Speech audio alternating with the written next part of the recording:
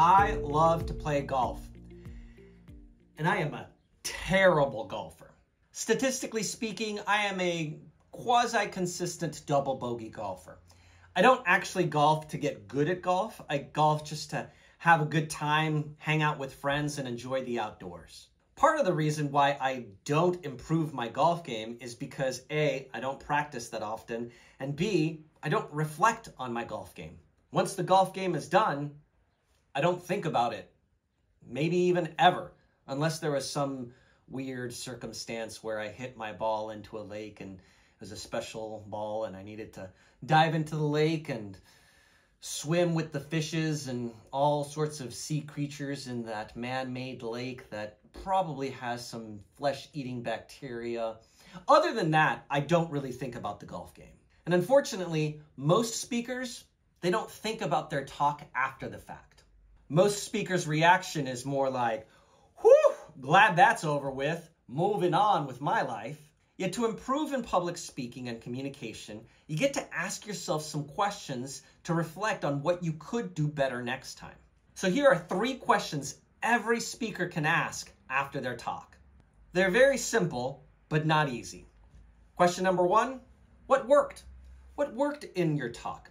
What went well? What did you feel good about? What were some really good moments where the audience was engaged, where you delivered something very powerfully, where there was a funny moment or some light bulb went off in somebody's head? What worked?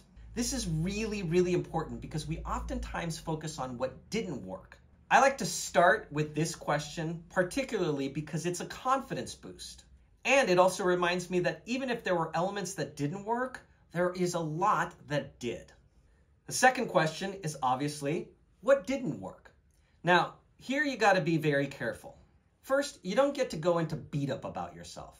Remember that perfection is a lose-lose game. There's no such thing as a perfect speech, and there's no such thing as a perfect speaker. So don't evaluate yourself off of perfection. You may stumble, you may stop, your PowerPoint might explode in a fiery blaze. Whatever the case may be, something is always going to go slightly off. That's not what we're talking about here. What we're talking about is, what did you intend to happen that didn't happen? What did you prepare for that wasn't executed quite right? And that leads us to our third and final question. What was missing? You've all heard the adage, we don't know what we don't know. And communication is a skill, much like golf. We don't know what we don't know. We don't know what skills, what strategies, what tools, what answers, what research, whatever we didn't have coming into the situation that came up. In every single one of my talks, there's always something that was missing. And remember, this is not an invitation for self-beat-up. This is not an invitation to try to be perfect. It's just an invitation to evaluate what didn't you know before the talk that you are now prepared for in future talks. Like a great golf game, communication requires practice, patience, and reflection.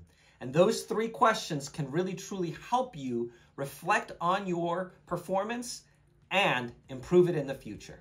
As always, don't forget to hit subscribe to make sure that you're up to date with all content related to confidence, communication, storytelling, and don't forget to get yourself off of mute and speak up your story. Until next time.